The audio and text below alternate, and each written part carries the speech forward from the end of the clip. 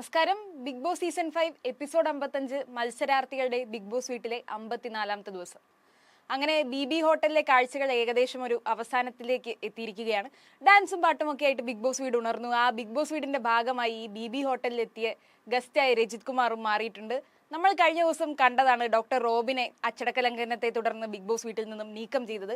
എന്നാൽ രജിത് കുമാർ ആ ഒരു മത്സരാർത്ഥിയെ പോലെ തന്നെ മുൻ സീസണിൽ നിന്ന പോലെ തന്നെ അവിടെ മുന്നേറുകയാണ്. ഇപ്പോഴത്തെ മത്സരാർത്ഥികൾക്ക് വേണ്ട ഉപദേശങ്ങൾ കൊടുത്ത് അവരിൽ ഒരാളായി അവിടെ തന്നെയുണ്ട്.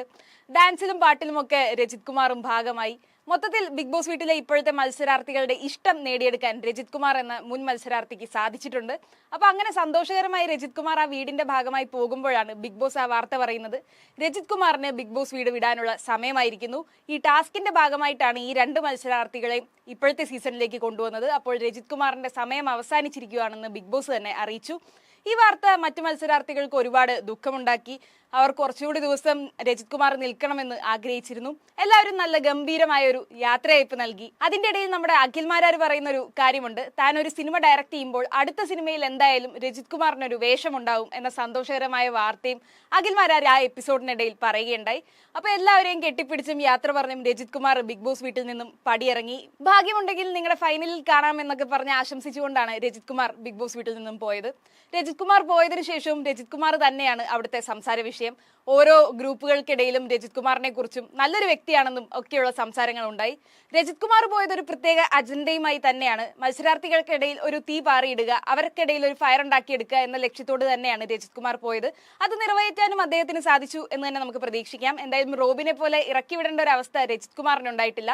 പോയ പോലെ നല്ല ഗ്രാൻഡായിട്ട് തന്നെ തിരിച്ചിറങ്ങാനും രജിത് കുമാറിന് സാധിച്ചു. അപ്പോൾ ഗസ്റ്റ് ഒക്കെ പോയി. ഇനി ബിഗ് ബോസ് വീട് പഴയ പോലെ തന്നെയാണ്. അവിടെ മറ്റു കാര്യങ്ങളുണ്ട്. നമുക്കറിയാം ഈ വീക്കിലി ടാസ്കായ ബി ഹോട്ടലിൽ ഏറ്റവും നന്നായി പെർഫോം ചെയ്തത് ഷിജു ആണ് ഏറ്റവും കൂടുതൽ ലക്ഷറി ടിപ്പ് നേടിയത്. അതുകൊണ്ട് തന്നെ ഷിജുവിനെ ഡയറക്റ്റായി ക്യാപ്റ്റൻസി ടാസ്കിലേക്ക് നോമിനേറ്റ് ചെയ്തിട്ടുമുണ്ട്. പക്ഷെ ഷിജുവിന്റെ കൂടെ മത്സരിക്കാൻ ഇനിയും രണ്ട് മത്സരാർത്ഥികളെ വേണം. അപ്പൊ അതിനായി ഈ ആഴ്ചത്തെ കാര്യങ്ങളിൽ ഏറ്റവും നന്നായി പെർഫോം ചെയ്ത രണ്ട് വ്യക്തികളെ സെലക്ട് ചെയ്യാനായിട്ട് മത്സരാർത്ഥികൾക്ക് ഒരു ചാൻസ് കൊടുത്തു. ഈ ബി ഹോട്ടൽ എന്ന ടാസ്കിന്റെ മാത്രം അടിസ്ഥാനത്തിലല്ല, മറ്റു വീട്ടിലെ പ്രവർത്തനങ്ങളുടെ കൂടി അടിസ്ഥാനത്തിലാണ് ഈ രണ്ടുപേരെ സെലക്ട് ചെയ്യേണ്ടത്. അപ്പോൾ ഓരോരുത്തരും ഓരോരോ പേരുകൾ പറഞ്ഞു. ഏറ്റവും കൂടുതൽ പേര് പറഞ്ഞ പേര് സാഗറിന്റെയും ജുനൈസിന്റെയുമാണ്. സാഗറിന്റെ പേര് പറയാനുള്ള കാരണം സാഗർ ആ ടാസ്കിൽ ഒരുപാട് നീതി പുലർത്തി, ആ ക്യാരക്ടറായി തന്നെ നിന്നു, ഒരുപാട് ഇൻപുട്ട് എടുത്ു എന്നൊക്കെയുള്ള റീസൺ കൊണ്ടാണ് സാഗറിനെ മിക്ക മത്സരാർത്ഥികളും നോമിനേറ്റ് ചെയ്തത്. ജുനൈസിനെ നോമിനേറ്റ് ചെയ്യാനുള്ള കാരണം ആ മാനേജറായിട്ട് ജുനൈസ് എടുത്ത ആ എഫേർട്ട്. നമുക്കറിയാം ബി ഹോട്ടൽ തുടങ്ങിയ സമയത്ത് ജുനൈസ് ആയിരുന്നു 2 ദിവസം മാനേജർ. ആ ഒരു ഹോട്ടലിനെ നയിച്ചുകൊണ്ട് പോകാൻ ജുനൈസ് പാടുപെടുന്ന ഒക്കെ നമ്മൾ കണ്ടതാണ്. അങ്ങനെ ഈ കാരണങ്ങളാൽ ഇവർ രണ്ടുപേരും ക്യാപ്റ്റൻസി ടാസ്കിലേക്ക് നോമിനേറ്റഡ് ആയി. അങ്ങനെ ഈ 3 മത്സരാർത്ഥികളാണ് ക്യാപ്റ്റൻസി ടാസ്കിലേക്ക് മത്സരിച്ചത്. ഷിജു, സാഗർ, ജുനൈസ്. ഇവർക്ക് 3 പേർക്കും ഒരു രസകരമായ ഒരു ബോളൊക്കെ വെച്ചിട്ടുള്ള ഒരു ടാസ്ക് ആണ് ബിഗ് ബോസ് നൽകിയത്. അത് എല്ലാവരും അവർക്ക് പറ്റുന്ന രീതിയിൽ തന്നെ കളിച്ചു എന്ന് തന്നെ പറയാം. പിന്നെ ചില ഗെയിം ആവുമ്പോൾ നമ്മുടെ ഒരു ഫിസിക്കൽ അപ്പിയറൻസ് ഒക്കെ അതിൽ അഡ്വാൻറ്റേജ് ആയി മാറും. ഷിജുവിന് ഈ മറ്റു മത്സരാർത്ഥികളിലും ഹൈറ്റ് ഉള്ളത് കൊണ്ടായിരിക്കാം ഷിജുവിന് കുറച്ചുകൂടി നന്നായി ആ ടാസ്കിൽ പെർഫോം ചെയ്യാൻ സാധിച്ചു. എന്തായാലും ഷിജു ആണ് ക്യാപ്റ്റൻസി ടാസ്കിലെ വിന്നർ. അങ്ങനെ വീണ്ടും ബിഗ് ബോസ് വീടിന്റെ ക്യാപ്റ്റൻ ആകാൻ ഷിജുവിന് ഭാഗ്യം ലഭിച്ചു. ഷിജു ആണ് അപ്പോൾ ഈ വരുന്ന ആഴ്ച ബിഗ് ബോസ് വീടിനെ നയിക്കുക. അപ്പോൾ ക്യാപ്റ്റനെ സെലക്ട് ചെയ്ത സ്ഥിതിക്ക് ഇനി അടുത്തതായി വേണ്ടത് ജയിലിലേക്ക് പോകാനുള്ള മത്സരാർത്ഥികളെയാണ്. ഈ ആഴ്ച ഒട്ടും തന്നെ പെർഫോം ചെയ്യാഞ്ഞ് അല്ലെങ്കിൽ ടാസ്കിനോട് നീതി പുലർത്താത്ത 2 മത്സരാർത്ഥികളെയാണ് എല്ലാവരും ജയിൽ നോമിനേഷനായിട്ട് നോമിനേറ്റ് ചെയ്തത്. ഏറ്റവും കൂടുതൽ പേര് പറഞ്ഞ പേര് അഖിൽമാരാരുടെയും വിഷ്ണുവിന്റെയുമാണ്. അഖിൽമാരാരുടെ പേര് പറയാൻ എല്ലാവർക്കും ഒറ്റ റീസൺ തന്നെ ഉണ്ടായിരുന്നുള്ളൂ. ആ ടാസ്കിൽ നിന്നും ഇടയ്ക്ക് രാജിവെക്കുക, വിട്ടുനിൽക്കുക, അതൊന്നും ബിഗ് ബോസ് പറഞ്ഞിട്ടുള്ള കാര്യങ്ങളല്ല.